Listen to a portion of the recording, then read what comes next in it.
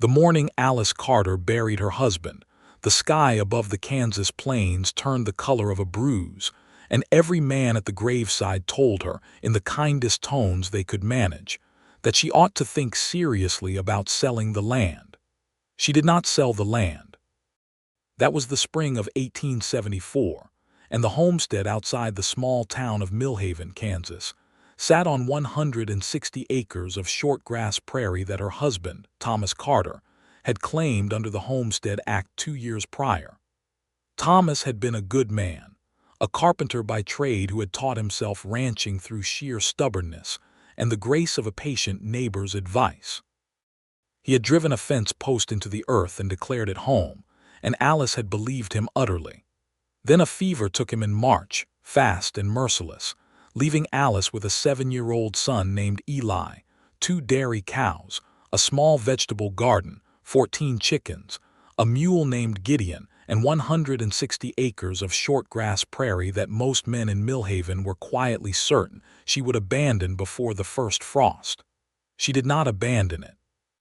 What Alice Carter had, beyond the land and the livestock and the boy, was a particular quality of mind that the women in her family had always described as a refusal to understand defeat.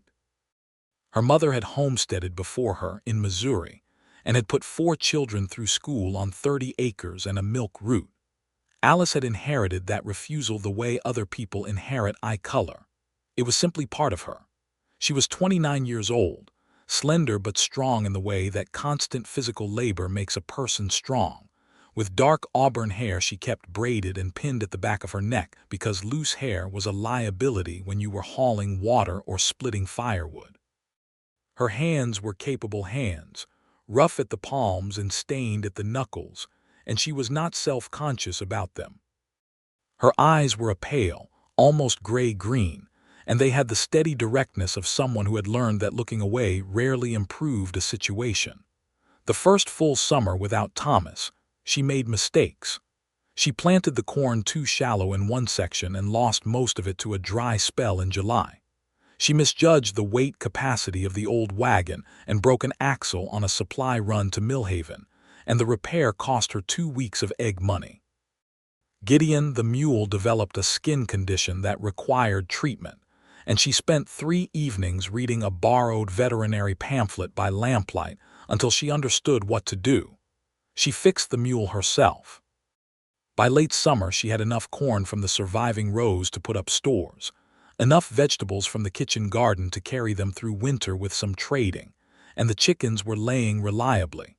She had also, in a burst of practical ambition she had not fully planned, acquired 3 young heifers from a farmer outside Millhaven who was downsizing his operation. She paid for 2 of them with labor, spending a week helping his wife preserve and pack a winter's worth of food. It was an arrangement that surprised the farmer's wife, who had expected the widow to be desperate. Alice was not desperate, she was working. Eli was a serious, industrious child who had absorbed the gravity of his father's death without breaking under it. He was tall for his age, with Thomas's dark eyes and Alice's stubborn, set to his jaw. He fed the chickens every morning before breakfast without being asked. He had learned to milk the cows with reasonable competence, and he asked questions about everything. The way the soil changed color near the creek bed, why certain grasses grew taller on the north side of the property, whether prairie dogs were good eating in an emergency. Alice answered all his questions as honestly as she could. She believed children handled hard circumstances better when they were treated as participants rather than passengers. The winter of 1874 was brutal, as Kansas winters often were. The temperature dropped to levels that cracked the water barrel twice, and Alice stuffed rags into every gap in the cabin walls and kept the stove burning through the night. She read to Eli from the 3 books she owned, a Bible, a volume of Dickens, and a battered natural history of the North American continent, and they played cards and repaired tools and talked about what they would plant in spring. She wrote letters to her mother in Missouri and to Thomas's sister in Ohio. She did not write about how frightened she sometimes was in the dark hours before dawn, when the wind moved through the prairie like something looking for a weakness. She wrote about the chickens and Eli's reading progress and the particular quality of snow in Kansas, which was finer and harder than the snow she had grown up with. In the spring of 1875, she broke new ground along the creek bed, expanding the vegetable garden, and she traded her surplus eggs and 2 of the chickens for a second-hand plow that the blacksmith in Millhaven was willing to part with. The 3 heifers were healthy. She was building something, slowly and carefully, the way you build something when every resource is accounted for and there is no margin for carelessness. That same spring, a man bought the parcel of land to the east. She heard about it in town before she saw any sign of activity on the neighboring property. The Millhaven General Store, operated by a thin, sharp-eyed man named Ed Prout, was the primary clearinghouse for local information, and Ed mentioned in his offhand way that the 500 acres to the east of the old Carter place, abandoned since a family named Hollies had given up on it the previous year, had been purchased by a rancher named Owen Turner, who was coming up from Texas with the intention of running cattle. Alice heard this while buying flour and salt, and she nodded in a neutral way that communicated neither alarm nor particular interest. She paid for her goods, loaded them into the wagon, and drove back to the homestead thinking about water rights. The creek that ran along the southern edge of her property also crossed the corner of the old Hollies land. If a cattle operation set up along that creek, it could become complicated. She decided to wait and see what kind of man Owen Turner was before she worried. Owen Turner arrived in Millhaven on a Tuesday in early April, 1875, with 2 ranch hands, a string of horses, a wagon full of supplies and tools, and a reputation that had preceded him by about 3 days, because 3 days earlier a cattle buyer passing through town had mentioned Turner's name in connection with a successful operation in Palo Duro Canyon, Texas. By the time Turner himself rode into town, Ed Prout at the general store already knew his approximate net worth, the fact that he had sold his Texas land at a considerable profit, and the rumor that he had been engaged once and it hadn't taken. Owen Turner was 34 years old, broad-shouldered and lean, with sun-darkened skin and dark brown hair that he kept cut short and hat pressed flat on top. He had the unhurried manner of someone accustomed to large open spaces, and he spoke in measured sentences that suggested he had spent a good deal of time in his own company and had not found it unpleasant. He was not a flashy man. His clothes were well-made but plain, his saddle was expensive and functional, and his eyes were a dark, serious brown that took in details quickly and quietly. He had bought the land east of Alice's homestead after reviewing a land survey map that showed the creek access, the grass quality, and the proximity to the Millhaven rail spur, which would eventually, according to the county land office, be extended another 12 miles. Turner was a practical man who made decisions based on evidence and patience. He had not bought the land cheaply, but he had bought it correctly, which was a distinction he felt strongly about. He did not know, when he first looked at the survey map, that the widow woman on the adjacent parcel had been working 160 acres alone with a child for a year. He had noted the Carter homestead as a boundary marker and nothing more. He learned about Alice Carter from Ed Prout on his first day in town, the way everyone in Millhaven learned things, which was through Ed's combination of genuine helpfulness and absolute inability to leave a fact unshared. Ed told Turner that Mrs. Carter had been out there alone since her husband passed, that she had a boy of about 8, that most people figured she'd give it up by now but she hadn't, and that she was, Ed said, adjusting his spectacles, a very determined woman. Turner had listened to this with the same attentive neutrality he applied to most information. He had filed it away and focused on the 100 practical tasks that came with establishing a new ranch on raw land. He encountered Alice Carter for the first time 3 weeks after his arrival, at the boundary line between their properties, and the encounter happened because of a fence post. She was driving the fence post herself, with a heavy iron post driver, working her way along the eastern boundary of her property in a straight, careful line. She was wearing a canvas work dress and heavy boots, her braid pinned up against the back of her neck, and she was doing the work with the efficient, unsentimental focus of someone who had done it before and expected to do it again. She was not struggling. She was simply working. Turner rode up to the boundary on his gray horse, intending to get a better look at the creek access from the east side, and found himself watching a woman drive fence posts with the methodical competence of an experienced farmhand. He pulled up and sat his horse for a moment, and then, because it would have been rude to ride past without acknowledgement, he called over to her. "Good morning," he said. "I'm Owen Turner. I've taken the Hollies parcel." Alice straightened and looked at him across the last few yards of open ground between the properties. She shaded her eyes with one hand. "I know who you are," she said. "Alice Carter. This is the eastern boundary of my claim." "I can see that," he said. He was looking at her fence line. It was straight and well measured. He had not expected that. He was not sure exactly what he had expected, but a widow driving a straight fence line by herself at 8 in the morning was not quite it. "That's a solid post depth," he added, which was not a compliment he had planned to offer but which was genuinely true. Alice looked at him steadily. "I measured the frost line," she said. "You have to go below the frost line or the posts heave in March." "You're right about that," he said. There was a brief, not entirely comfortable silence in which they assessed each other across the unfenced stretch of boundary. He was younger than she had expected, and more direct in his bearing. She had half anticipated a swagger, the kind that came with money and Texas connections, but there was no swagger in him that she could identify. There was, instead, a kind of careful attentiveness she found less irritating than she had braced for. "I wanted to mention the creek," she said, because she had decided that bringing it up directly was better than waiting. "It crosses the corner of your parcel on the south end.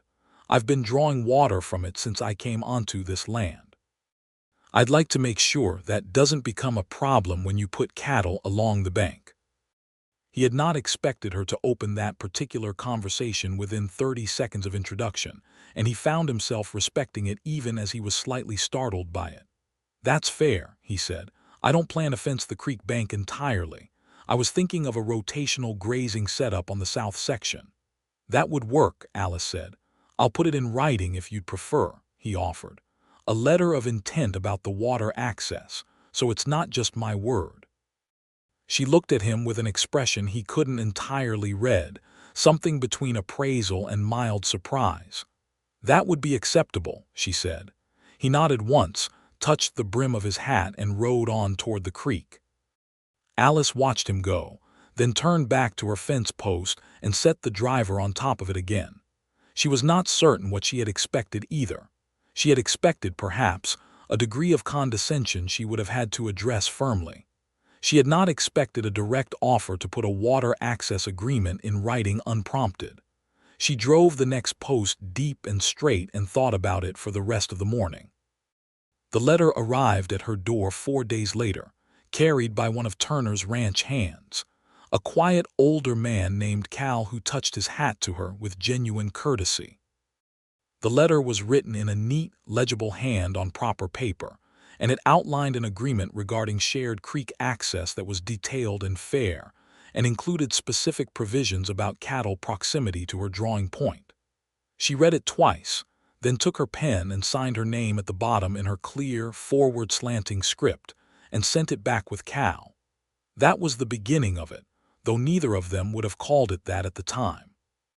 The summer of 1875 was a working summer, which was the only kind Alice Carter had. She had expanded her small cattle herd to 6 head, and she was managing a rotation between the pasture and the creek section that required more daily attention than she had quite planned for. But the heifers were growing well, and her 2 original dairy cows were producing enough that she was selling milk in town twice a week. The vegetable garden was larger now, and she had begun a small orchard along the south fence line, 12 apple saplings in a row, each one staked and wrapped at the base against rabbits. She saw Owen Turner occasionally, at a distance, overseeing the construction of his ranch buildings, which were going up with the speed of hired labor and decent lumber. She watched the progress from her side of the fence with the particular complex feeling of someone who has done everything slowly, and by hand watching someone do things quickly with resources. She was not envious exactly. She was something more like alert. He came to her property formally in June, knocking at the door of the cabin on a Sunday morning when Eli was down at the creek catching frogs, and asking if she had a spare adze he might borrow. His carpenter had cracked his own, and there was a particular trim detail on the barn frame that needed finishing before the rain came. She did have a spare adze. It had been Thomas's, and it was a good one. She got it from the small tool shed and handed it to him, and he stood in the doorway of her cabin and looked not intrusively, but openly, the way a person looks at a place that tells you things about its inhabitant at the interior of the room. The walls were whitewashed. There were dried herbs hanging from a rafter. There was a school primer open on the table and a half-darned sock over the arm of a chair.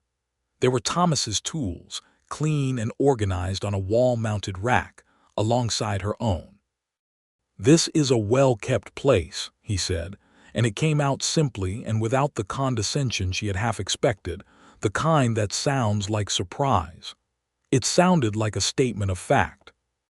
Like the fence post compliment, it appeared to be genuine. "Thank you," she said. "How long has it been since the claim?" he asked. "Thomas filed in 1872, she said.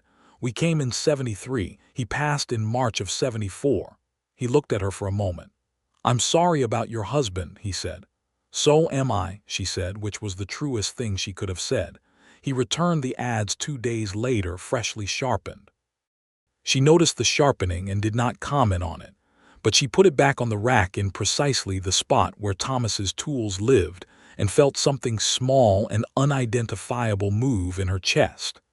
Eli met Turner for the first time that same afternoon. He had come back from the lower pasture, where he had been checking on the heifers. Alice had been giving him more responsibility with the cattle as he grew older, and he took it with a seriousness that sometimes made her want to weep with pride and sorrow simultaneously, and found a strange man talking to his mother in the dooryard. Eli was 8 years old and already nearly to Alice's shoulder, with Thomas's broad-shouldered build starting to show in his frame. He looked at Turner with the frank, direct assessment of a child who has learned to be both self-sufficient and cautious. Turner looked back at him with equal directness. "Eli, this is our neighbor, Mr. Turner," Alice said. "He borrowed your father's adze. Did you sharpen it?" Eli asked.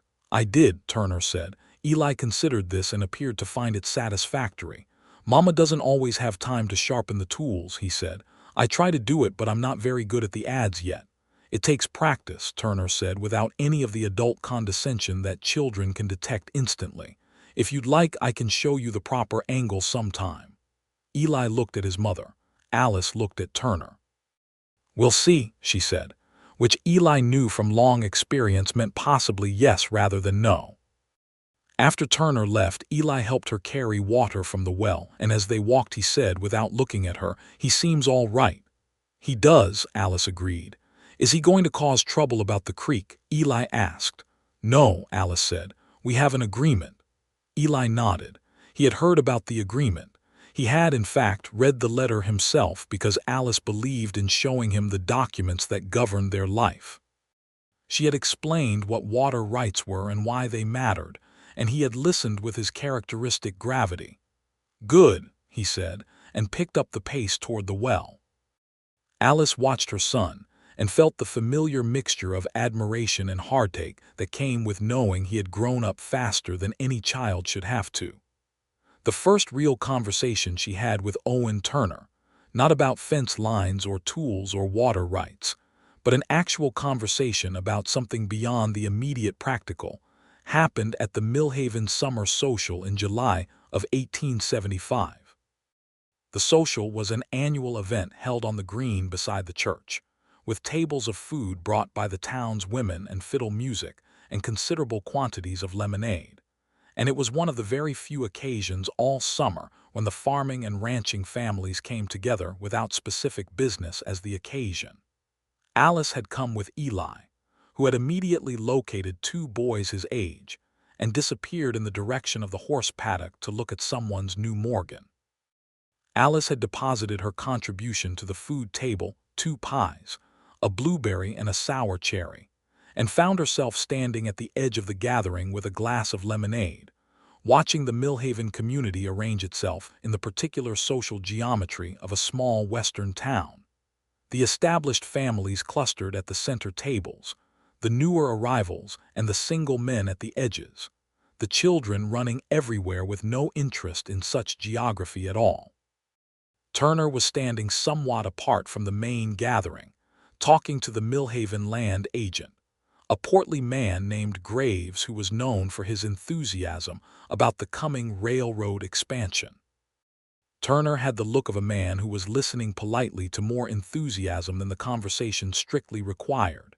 He caught Alice's eye across the gathering, perhaps because she was one of the few people not actively socializing, and there was a brief moment of mutual recognition, one person on the edge identifying another.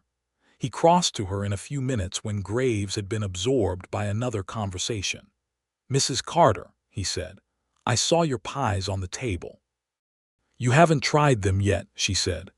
"I have a good feeling about them," he said, and the dry quality of it surprised a small laugh out of her, which surprised her more. They stood together at the edge of the social and talked, and it began the way most real conversations begin, with something small. He asked how the cattle were settling in on her section, and she told him, and he mentioned a problem he had had with the creek bank fencing on his south pasture, and she mentioned that she had seen prairie dog activity near his eastern fence line that he might want to address before it undermined the posts. He had not noticed the prairie dogs, and he made a note of it with the attentiveness she was beginning to associate with him, the quality of actually registering what he was told.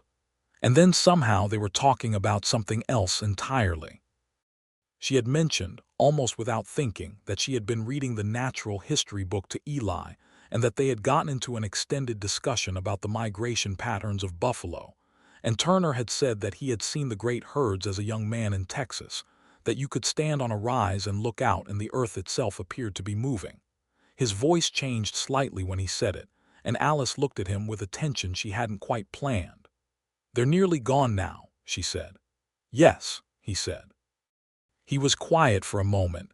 "I think about that sometimes, what it means, what we're building on this land and what it costs to build it." She was quiet too.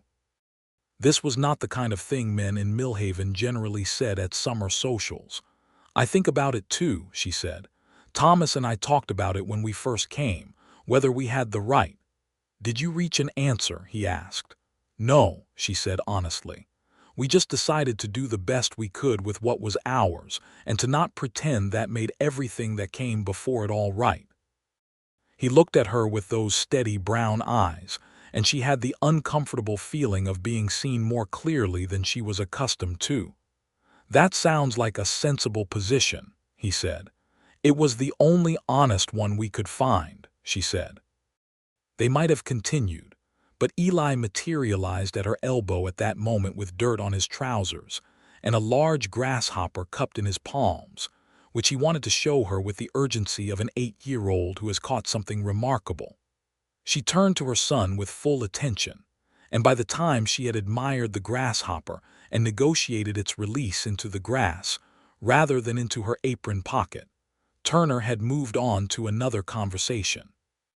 But she found herself thinking about what he'd said, about the herds moving and the cost of things, for the rest of the evening. It was not the kind of thinking she could explain clearly. It was more like the sensation of recognizing something in an unexpected place. The summer moved forward. The cattle grew. Alice's apple saplings put out their first tentative leaves along the south fence. She hired a neighbor's teenage son, a boy named Pete Dawson, to help for 2 weeks with the hay cutting, and she drove the hay rake herself alongside him with the same energy she brought to every physical task. She sold her surplus vegetables in Millhaven and put the money in a tin box under the floorboard beside the stove. Turner's ranch was taking shape with impressive speed.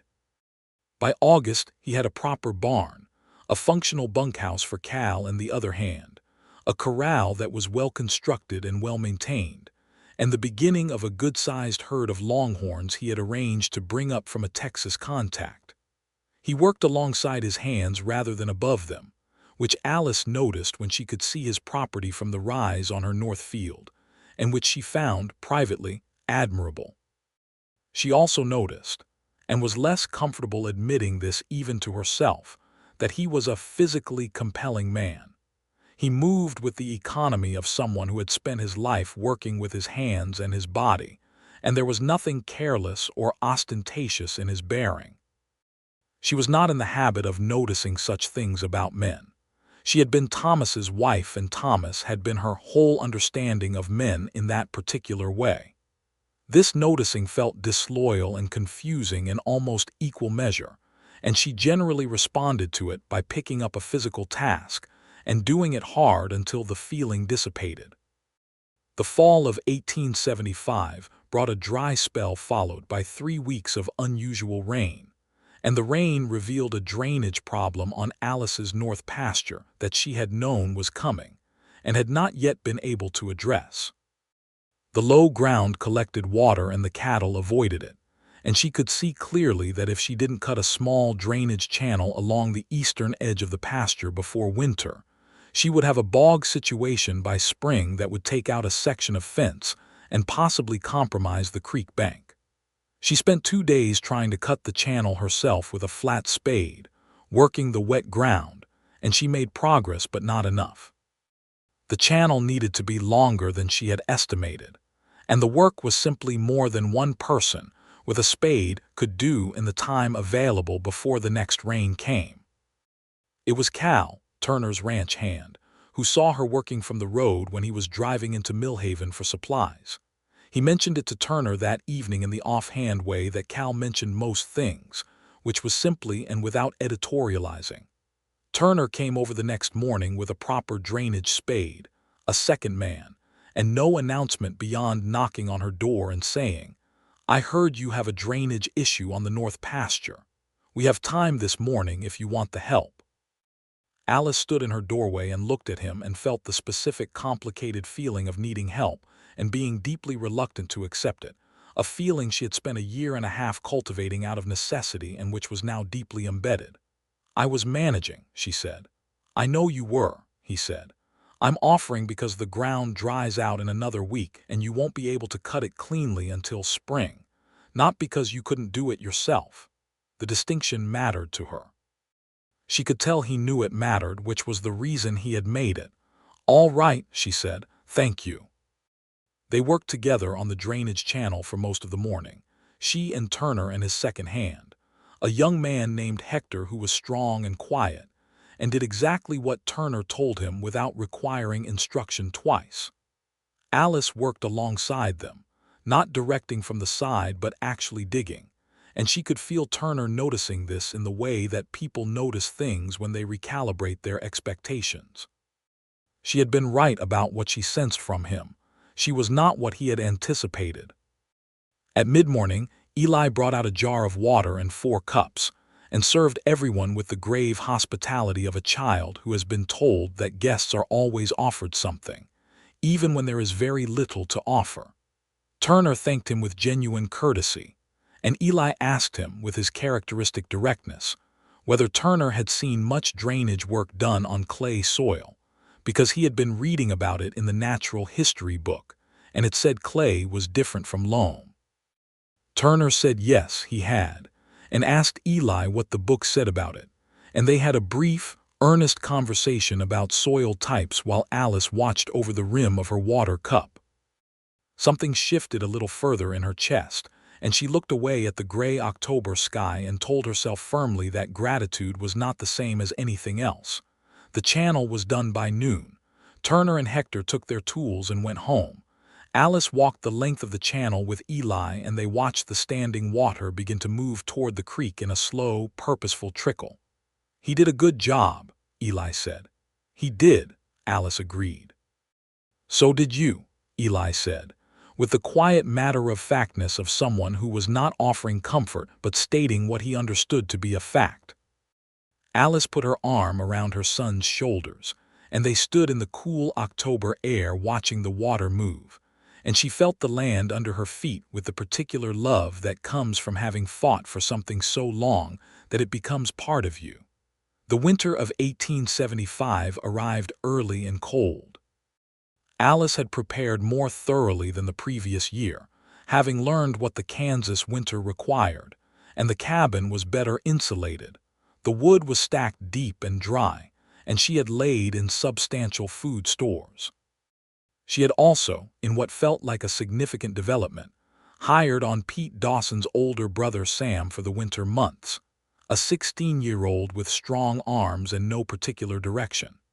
He slept in the small storeroom she had converted to a bunkroom, and split the firewood, and helped with the heavier livestock work in exchange for wages she could just barely manage and a hot meal twice daily.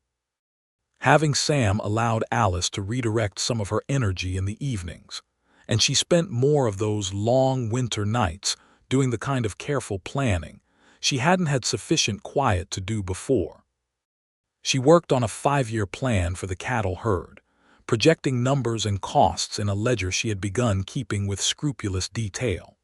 She wrote to a seed company in Missouri about a variety of winter wheat she had read about in an agricultural circular, and she wrote to Thomas's sister about a loan that would allow her to buy additional breeding stock in the spring. The loan was modest, and the sister, a kind woman named Ruth who had always liked Alice better than anyone had known, agreed by return letter.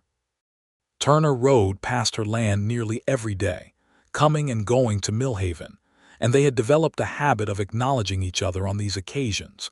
A raised hand from him, a nod from her, occasionally a brief stop and exchange of information about the weather or some shared concern about the road condition. These exchanges were short and practical, and she looked forward to them with a regularity that she had not entirely admitted to herself. In December, near Christmas, she met him in Millhaven when both of them were buying supplies at Pruett's store. The store was crowded with people doing the same, and there was a cheerful, slightly chaotic quality to the room that was unusual for Millhaven in December.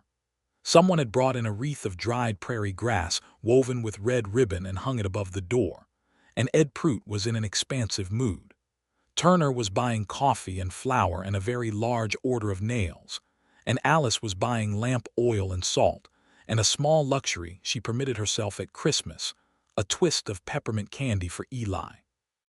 They found themselves beside each other at the counter waiting for Ed to compile their respective orders, and the proximity was closer than usual. She said, because she had been meaning to and hadn't quite found the occasion, "I've been meaning to thank you properly for the drainage work in October." "You thanked me at the time," he said. "I was stiff about it," she said, which was the truth, and they both knew it. He looked at her with a faint, real smile, the first full smile she had seen on him, and it changed his face considerably. It moved from serious to warm in a way that was almost startling. "You were not stiff," he said.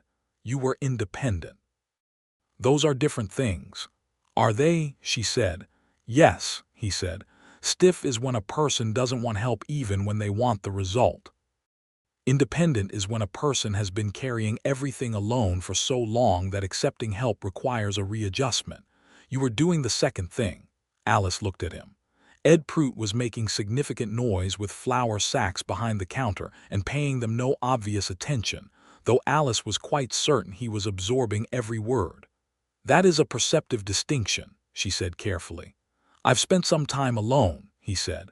"I know how it works." There was something in the way he said it, not self-pitying, not dramatic, just plainly honest, that caught her in an unguarded moment. She felt it the way you feel a change in wind direction, suddenly and all over. She looked back at Ed Pruitt's flour sacks and said, in a steadier voice, "Well, thank you for understanding that. "You're welcome," he said quietly. They carried their orders out to their respective wagons, and Turner loaded his supplies with the efficient speed of long practice. And when he had finished, he walked over to where she was arranging her goods and said, without preamble, "Would you and your boy like to come for Christmas supper? Cal is a decent cook and I have a proper kitchen now, and I imagine Christmas alone in a cabin is—" He paused, and she could see him choosing his words with some care. "I imagine it's hard," he finished. She thought about the previous Christmas, just herself and Eli, trying very hard to make it warm and only partly succeeding, the absence of Thomas pressing against every candle and paper chain. She thought about pride and about loneliness, and she thought about a man who made careful distinctions between independent and stiff. "We would like that," she said. "Thank you." His expression did something she could not quite categorize, something that was relief and pleasure and a kind of careful restraint all at once. "Good," he said. "Christmas Day, noon." "We'll bring pie," she said. "I was hoping you'd say that," he said, and there was that smile again. Christmas Day at Turner's ranch was, against all of Alice's modest expectations, genuinely warm. Cal turned out to be a very good cook, Texas-style beef roast with winter vegetables and biscuits that were frankly better than Alice's own. And the ranch kitchen was a proper room now, well built and clean, with a good cast iron range. Hector was there as well, and a second young hand named Dooley, who was 18 and perpetually cheerful. And the gathering had the loose, easy quality of a household that was comfortable with itself. Eli was initially reserved, as he was with all new situations, and then Dooley discovered that Eli could already name most of the bones in a horse's leg from his natural history reading, and this turned into an enthusiastic barn tour in which Dooley and Eli looked at the horses and discussed anatomy with equal seriousness. That left Alice and Turner at the kitchen table with their coffee, and the conversation that followed was the longest they had yet had. She told him about the 5-year plan for the herd, and he listened with genuine attention and asked specific questions that showed he understood cattle economics. He told her about Palo Duro Canyon, about the years he had spent building the Texas operation, about why he had sold and come north. He had a brother, he said, who had died of a cattle disease in '72, and after that the Texas land had felt more like grief than home. "So you came here to start over," she said. "I came here to build something that was its own thing," he said, "not built on top of something else." She understood that precisely. "Yes," she said. "I heard," he said after a moment, watching her face carefully, "that when Thomas passed, a number of people told you to sell." "Nearly everyone," she said without rancor. She had long since moved past bitterness about it. "They meant well, most of them." "And you stayed," he said. "I stayed," she said simply. He was quiet for a moment, and then he said, with the careful honesty she had come to expect from him, "I want to tell you something, and I want you to take it as a plain statement rather than an insult, because it is not an insult." She raised her eyebrows slightly. "When I looked at the survey map before I bought the Hollies parcel," he said, "I saw your claim noted as a neighbor property, and I assumed, based on the size and the fact of the recent widowing, that you would likely sell within a year, and I might have the option to purchase. I had already thought about how I'd approach you about it." He paused. "I was wrong. I underestimated what you had built and what you were capable of, and I underestimated it badly. I want to say that plainly." Alice sat with that for a moment. Part of her, the part that had spent 18 months doing the work of 3 people on 160 acres, while men in Millhaven quietly doubted her, wanted to feel angry. But she looked at him, at the unhidden directness of his expression, at the fact that he had said the thing out loud without being asked, and the anger didn't quite materialize. What came instead was something closer to satisfaction, the deep, specific satisfaction of a thing being recognized. "I know you thought that," she said. "I assumed it. I should have looked at what was actually there," he said. "Yes," she said, "you should have. And then, because she was a fair person and he was sitting across from her being honest in a way that cost him something, she added, "But you saw it eventually. That counts for something." He looked at her with those steady brown eyes and said nothing for a moment. And in the silence the kitchen was warm, and the sound of Eli's voice drifted in from the barn, excited about something anatomical, and the wind moved through the December prairie outside the windows with that particular Kansas quality she had come to know, hard and clear and clean. "It does count," he said finally. "I'm glad you think so." They cleaned up together after the meal, side by side at the wash basin, and it was the most ordinary thing and the least ordinary feeling Alice Carter had had in a long time.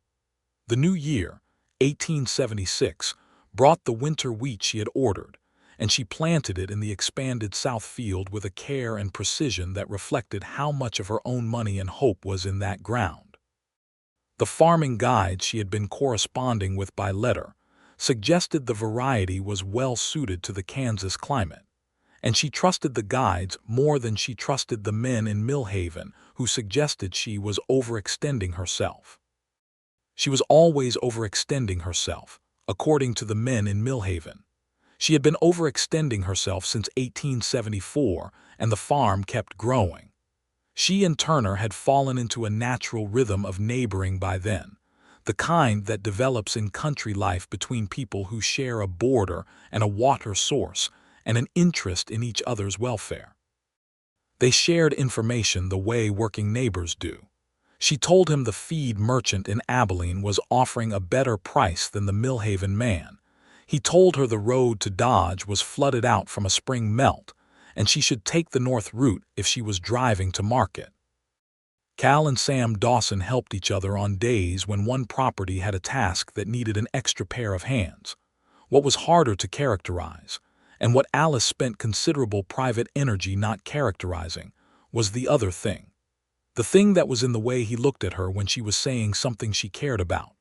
The thing that was in the way her heart rate changed slightly when she heard hoofbeats on the road that she recognized, without looking, as his horse.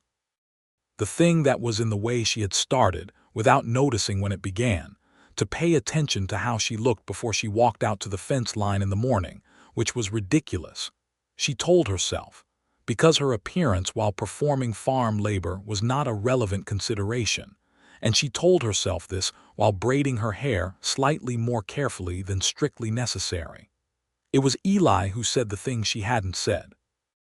It was March of 1876, and they were sitting at the kitchen table after supper, Eli doing his arithmetic by lamplight and Alice mending a shirt, and Eli looked up from his numbers and said, without any particular introduction, "Do you like Mr. Turner?" Alice kept her eyes on the shirt and her needle moving. "He's a good neighbor," she said. "I know that," Eli said. "I mean, do you like him like how you liked Papa?" Alice set the shirt down and looked at her son. He was 9 now, nearly 10, with his father's eyes and his own very particular gravity, and he was looking at her with a directness that was almost unnerving because it was completely without agenda. He was simply asking. "That's a very direct question," she said. "I know," he said. He was still looking at her. "I just thought someone should ask it." She sat with the question for a moment in the lamplight, with the Kansas night pressing against the cabin windows and the cattle quiet in the pasture and the apple saplings in their winter dormancy along the south fence. She thought about Thomas, about the particular love they had built on this land, the love that had been practical and warm and deeply rooted. She thought about whether it was possible to love like that twice. "I don't know yet," she said honestly. "I think I might, but I don't know." Eli nodded as though this were a satisfactory answer. "He looks at you like he likes you," he said, with the terrible clarity of a child. "A lot." "Back to your arithmetic," Alice said, but her voice was softer than she intended. The spring of 1876 was eventful. The winter wheat came in better than she had projected, and the additional 4 inches of early rain that March brought, while it soaked the roads to impassability for 3 weeks, was exactly what the crop needed. She stood at the edge of her south field in April and looked at the green reaching up through the dark soil and felt a pride so large it was almost physical. She had a harder moment in May, when one of the young heifers died suddenly from what appeared to be a digestive obstruction. She found the animal early in the morning, and she sat down in the mud beside it with her hands in her lap, and allowed herself exactly 10 minutes of despair. The specific, intimate despair of losing an animal you have tended and valued. And then she stood up and dealt with it practically, and wrote the loss into the ledger that afternoon in her clear, unsparing hand. Turner came by that evening. She was not certain how he had heard, but the news traveled between properties the way it always did, through Cal's quiet observation. He knocked at the door, and when she answered, he said, "I heard about the heifer, I'm sorry." "It was a hard morning," she said. "Can I come in?" he asked. She stepped back from the door. He came in and sat at the table, and she made coffee because it was what she always did when someone came to the table, and they sat across from each other with the coffee between them and the lamp burning and Eli already in bed. And she told him about finding the animal, and he listened without trying to fix it or minimize it. And she found, to her considerable surprise, that she was crying. She had not cried in front of another person in 2 years. She had cried alone in the dark, in the first months after Thomas died, with her face in the pillow so Eli would not hear. She had not cried in front of anyone because crying felt like evidence of a fragility she could not afford to show. And now here she was, in her own kitchen with tears on her face, and Owen Turner was looking at her with an expression of such steady, uncomplicated gentleness that she couldn't seem to stop. "I'm sorry," she said, pressing her hand against her face. "That's I don't usually, Alice," he said, and it was the first time he had used her given name, and his voice was very quiet and direct. "You don't have to explain yourself to me." She looked at him across the table, with tears still on her cheeks, and something large and long-held moved in her chest, and she let it move. He did not try to touch her or crowd the moment. He sat with her and poured a second cup of coffee when the first one cooled. And after a while, the grief settled back into its usual manageable shape, and she felt lighter for having let it out. And they talked for another hour about the wheat and his cattle and a water diversion project he was considering on the south section, and the ordinary practical substance of their neighboring lives. And when he left, he stood at the door for a moment and said, quietly, "You are doing something remarkable out here. I want you to know that I see it." She stood in the doorway with the cold spring night behind him and said, "Thank you, Owen," and used his name back for the first time, and the name felt right in her mouth, and she thought about that for a long time after she closed the door. He came back the next week, and the week after that, not always with a reason beyond the evident one. She made no pretense to herself about it anymore. She looked forward to his visits with an honesty she owed herself after so long. He brought her Eli a book about horse conformation that he had ordered from an Eastern catalog, and Eli received it with an expression of pure delight that made Alice's throat tight. He helped her replace the hinges on the barn door when she mentioned in passing that they had rusted. He asked her, one evening in May with the door open to the warm air, whether she had ever considered adding a second room to the cabin. "Every winter," she said. "I have extra lumber," he said. "From the barn build, it's good quality pine." She looked at him. The lamplight was warm on his face and his hands were around his coffee cup, and there was in the whole scene a domesticity that was impossible to be unaware of. "You're offering to help me build a room," she said. "I'm offering the lumber," he said. "And if you want it, the labor, but the lumber stands on its own." She thought about independence and stiff, and she thought about 2 years of carrying everything alone, and she thought about a man who offered things and then explained why the offer meant what it meant and nothing more than what it meant. "Yes," she said, "to both." He smiled and she smiled back, and it was as simple as that and as complicated as everything. They began building the room in June, on the long light evenings and the Sundays, Turner and Cal and Sam Dawson together, with Alice working alongside them and Eli passing boards and asking questions, and being generally indispensable in the way of clever children on construction sites. The new room took shape over 3 weeks of evenings, framed and walled and roofed against the summer sky. A proper bedroom for Eli so that Alice could have the main room to herself. A detail she had not asked for but which Turner had suggested, and which she had accepted with a feeling she did not analyze. The evening they finished the room, they stood together in the dooryard while Eli moved his things into it with the focused excitement of a child who has been sleeping in a curtained alcove for 2 years. The Kansas evening sky was doing what it sometimes did in summer, laying down layers of rose and amber along the flat western horizon in a display so theatrical it seemed almost excessive. Alice and Turner stood shoulder to shoulder, not quite touching, and watched the light. "Thank you," she said, "for the room." "Thank you for letting me," he said, and she understood what he meant by that. She turned to look at him, and he was already looking at her. And in the warm summer evening, with the sky burning itself out in the west and her son's voice coming through the cabin window, happy and absorbed, she said, "I think you know that I have come to care about you a great deal." He was quiet for a moment, and she could see the carefulness in him, the way he always handled important things with deliberation and respect. "I do know that," he said, "because I care about you the same way, more than I know how to say clearly." "You don't have to say it clearly," she said. "You've been saying it in other ways for a year." He laughed, a low, warm sound she had heard only rarely and always wanted to hear again. "I suppose I have," he said. "I'm not rushing anywhere," she said, because she wanted to be honest about that. "I have the farm and Eli and more to build here. But I wanted you to know that she paused, and then said it plainly, because she was Alice Carter and plain honesty was her natural mode. "I am open to the possibility of you." He looked at her for a long moment, and what she saw in his face was something she recognized with a certainty that reached back through her body. It was the look of a man who had been careful for a long time and was glad, finally, to stop being careful. "That is the best thing anyone has said to me in a very long time," he said. She felt warmth rising in her face and was glad of the summer evening that made it less visible. "Good," she said, and turned back to the sunset.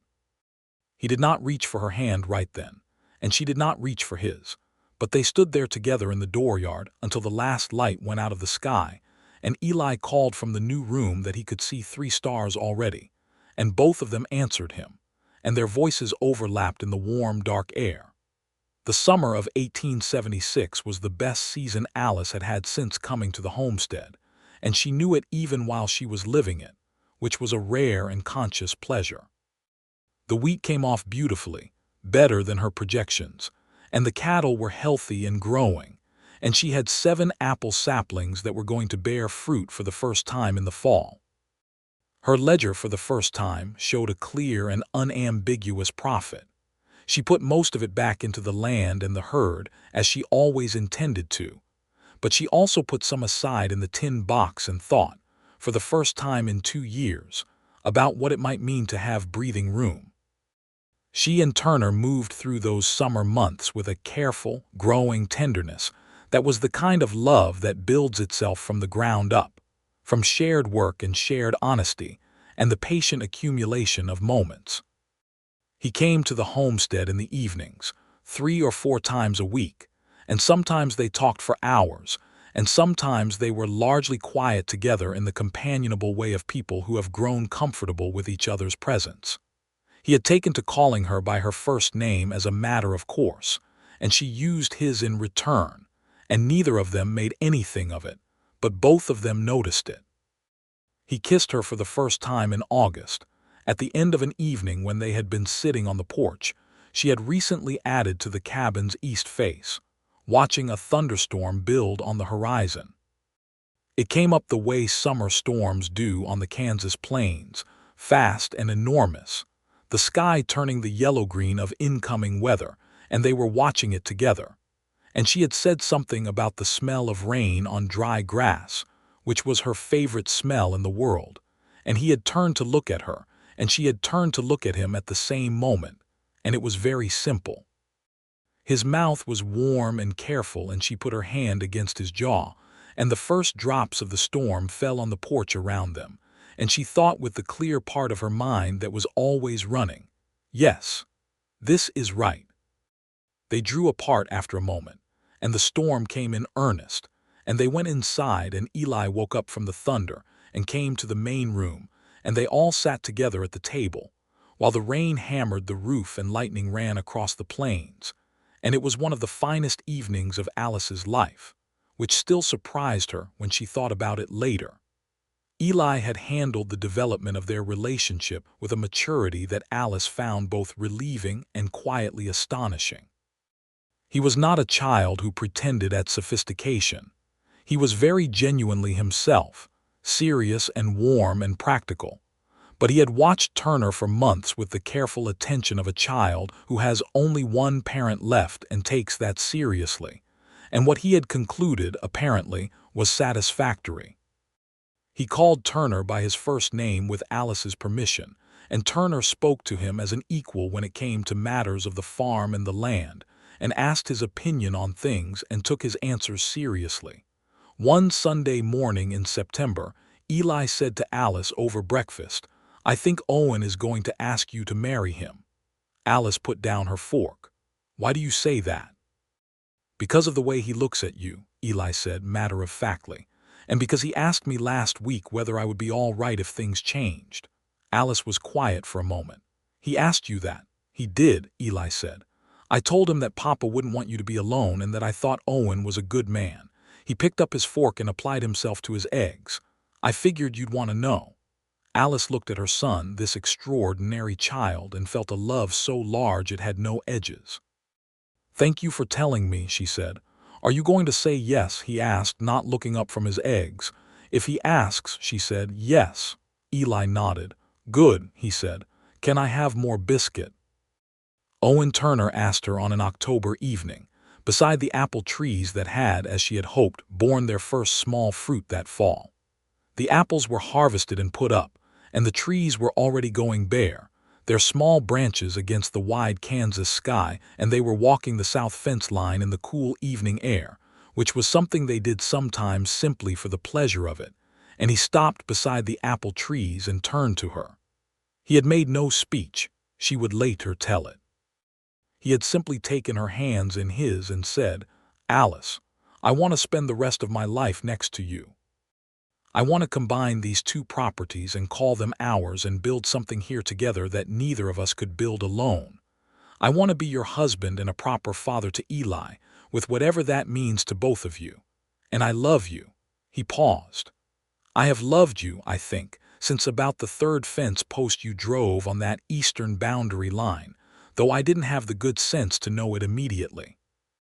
Alice laughed, and the laugh had tears behind it, and she held his hands and looked at the man who had underestimated her and then corrected himself, who had offered help with the language of respect rather than condescension, who had sat with her in grief and worked alongside her in the mud and built her son a room out of good pine, and she said, "Yes, Owen.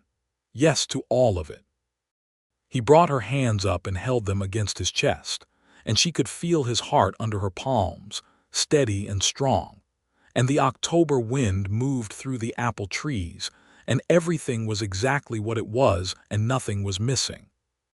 They were married in December of 1876, in the Millhaven church, a small ceremony with Cal and Ruth, who had come from Ohio, and Pete and Sam Dawson and their family, and a handful of townspeople who had watched Alice Carter refuse to fail for 2 years, and who attended with the specific warmth of people who want to see a thing they've been watching turn out right. Eli stood at the front with them on his mother's side, straight and serious in his good coat, and when the minister asked if there were any objections, which ministers always asked in those days, though it was generally rhetorical, Eli said quietly, "I don't object." And there was soft laughter through the small church, and Alice had to press her lips together very hard to keep from crying in front of everyone. Ed Prout cried, which surprised everyone including Ed. They combined the properties in the spring of 1877, the legal paperwork handled through the land office with Turner's meticulous attention to detail, and Alice's insistence on reading every line herself.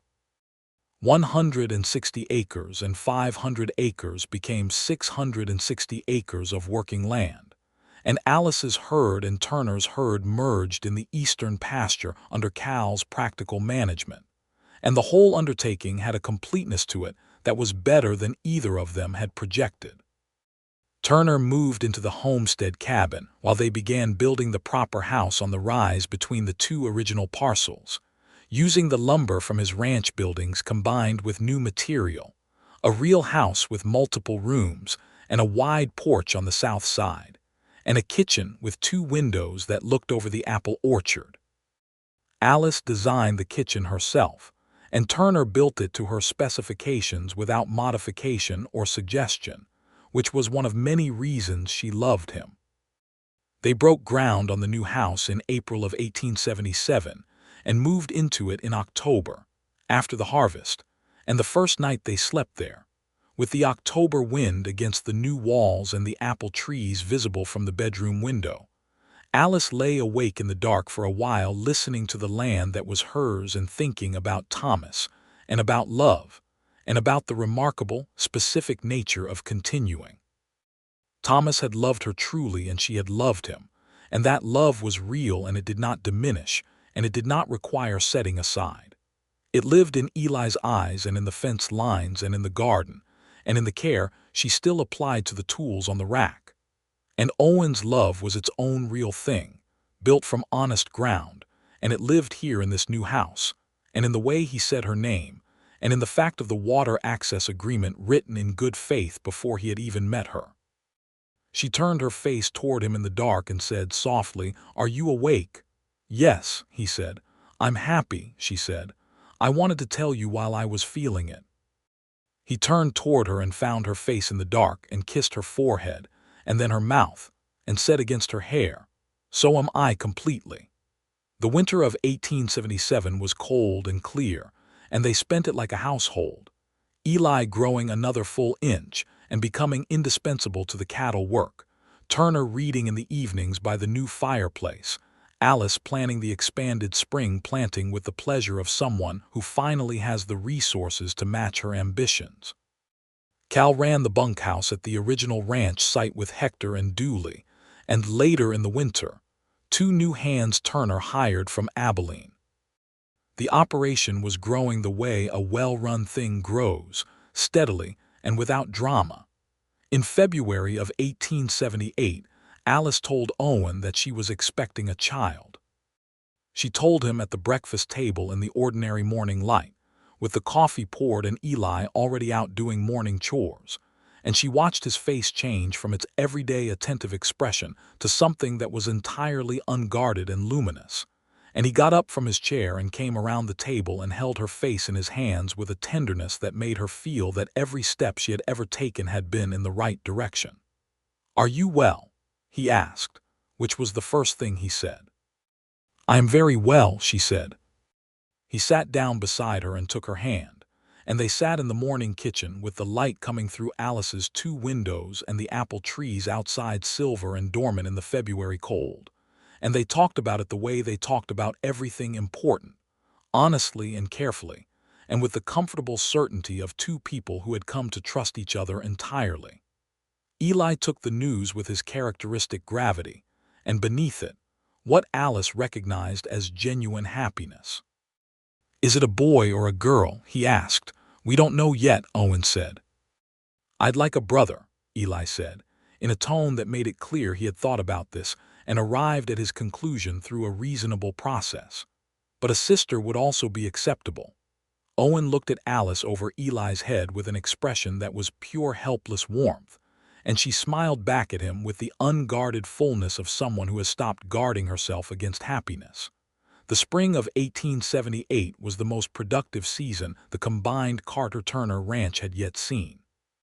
The wheat was excellent. The cattle herd had grown to a size that made the Abilene market viable at a profitable price point, and Alice's apple orchard was coming into its full productive years, the 12 trees full and heavy with blossom in April. She walked through them in the morning with her hand resting on the round of her belly, and she thought about her mother in Missouri, and about Thomas filing his claim, and about what it meant to build something on land that had been nothing and make it into something that would outlast you. Turner worked the spring planting alongside her, and when her energy flagged in the later months, he took over tasks without discussion, simply moving to them and doing them, and she felt the difference between help that diminished a person and help that simply helped. She had known the difference for a long time. She was grateful for a man who also knew it. In August of 1878, Alice and Owen's son was born. They named him James Thomas Turner, the Thomas for the man who had first planted this land, and it was Owen who had suggested it, which told Alice everything she already knew about the quality of the man she had married. James was a large, rosy, loud-opinioned baby who announced his presence on the farm with an authority that impressed even the horses. And Eli received him with the grave tenderness of a boy who had waited a long time to be an older brother, and intended to do it properly. On the evening James was 3 days old, Alice lay in the bed in their room with the baby in the crook of her arm and Owen sitting beside the bed in the chair he had moved from the corner for the purpose. And the lamp was low and warm, and the August prairie outside was quiet and full of stars. Cal said the South herd moved through the Upper Creek section this morning without any trouble, Owen said, because even in the most tender moments of their life together he understood that the farm was part of her and she liked to hear about it. The grass is good up there right now, she said. I've been watching it from the porch. He smiled. Of course you have. She looked at James, at the impossible smallness of his fist against her arm, and then up at her husband, at the face she had come to know as well as her own land, every line and quality of it. I used to be afraid, she said, that if I stopped being afraid I would stop being careful. He considered this. And now? Now I think they were never the same thing, she said. I'm not afraid anymore and I'm still very careful. The land is still there. Everything is still there. She paused. More than before. He took her free hand and held it, and James made a small sound in his sleep that was not quite a word but that seemed somehow like an agreement. You always knew what you were doing, Owen said quietly. Not always, she said honestly. I had a plan and I kept executing it, and I was very lucky in some important ways. You were not lucky about the water rights letter, he said, and his voice was warm with the private joke of it. She laughed softly so as not to wake the baby. No, she said. That was just good sense. Yours or mine, he asked. Both, she said, which was the truest answer. The following years on the Carter-Turner ranch were the years of building, the full and proper kind, the kind that accumulates and deepens and roots itself in the earth. Eli grew into a young man of 15, 16, 17, with the kind of intelligence and practical capability that made him an equal partner in the operation long before it was conventional to say so. He had his father's dark eyes and his mother's absolute refusal to misread a situation, and he could survey a pasture and calculate carrying capacity before he'd finished saddling his horse. Owen treated him as a son in every way that mattered, with the respect that acknowledged Eli had come before and would continue, that the man he had been his father's child first was a fact worth honoring and not merely a prelude. Owen Turner's underestimation of Alice Carter became, over the years, a kind of private touchstone for both of them, a thing they referenced with humor and honesty as the mark of a beginning, the before point from which everything else was measured. He had thought she would sell. She had not sold. He had seen the fence posts and revised his understanding. She had seen the water rights letter and reconsidered her defenses. Between these two revisions, everything that mattered had been built. The town of Millhaven grew through the late 1870s and into the 1880s as the railroad extension came closer to reality. The land values around the rail spur area rose steadily, and the Carter-Turner Ranch, sitting on good grass with excellent water access and proximity to the projected route, appreciated in a way that repaid Turner's careful initial assessment considerably. He had bought the Hollies parcel correctly, as he had said, but he had not anticipated how much of the value of being there correctly would turn out to be Alice Carter. She expanded the orchards. She had 24 trees by 1880, and she began selling the surplus apples in Millhaven, and then to a grocer in Abilene who was interested in a reliable regional source. It was a modest addition to the operation, but it was hers, developed from the 12 saplings she had staked and wrapped against rabbits in the first terrible year of widowhood, and she felt a particular pride in it that was different from the pride she took in the cattle work or the wheat. It was the pride of something that had grown slowly from a very vulnerable beginning and had turned out to be strong. James grew from a rosy loud baby into a rosy loud toddler, and then into a boy of considerable physical energy and boundless curiosity, who was different in nearly every visible way from the serious and careful Eli, and deeply similar to him in the ways that mattered most: kindness, and the genuine wish to understand how things worked. James followed Owen around the ranch with the tireless devotion of a young child attached to a father, and he followed Alice around the orchard and the kitchen with equal devotion, and he followed Eli into the pasture and asked questions about the cattle until Eli, with patient good humor, answered all of them and then taught him to name the breeds. In the spring of 1881, Alice told Owen she was expecting again. He was in the barn when she told him, checking on a mare that had been showing signs of colic, and he looked up from the horse with the same luminous, unguarded expression he had had the first time, as though the news were something he could not entirely have prepared for, even knowing it was possible. He came across the barn to her and put his arms around her, and she leaned against his chest and felt his heart under her ear, steady as always. Their daughter was born in November of 1881, a quiet, watchful infant with Alice's gray-green eyes and Owen's dark hair, and they named her Ruth Eleanor Turner, the Ruth for Thomas's sister in Ohio, who had lent Alice the money for breeding stock in 1876 and who had been delighted to be asked. Ruth Carter, now Ruth Dawson, having married Sam Dawson's elder brother the year before, wrote back from Ohio to say she was honored and that she had always known Alice would be all right, to which Alice wrote in return that she had not always known it herself, but that it had turned out that way. Eli was 16 when Ruth was born, and he received a sister with the same measured seriousness with which he received all significant developments, and then within a week was unambiguously and completely absorbed in her in the way that older brothers sometimes are, carrying her around the yard and explaining the names of things with the thoroughness of a child who was taught early that knowing the names of things mattered. The ranch ran well. The cattle operation was profitable and well managed, Cal having stayed on through the years as a fixture of the place, his presence as reliable and necessary as the barn or the windmill they installed in 1882 to supplement the well. Owen kept the books with Alice's input, and she kept the agricultural side with his, and they had the kind of working partnership that grows from respect and becomes so interwoven that it is impossible to separate the threads.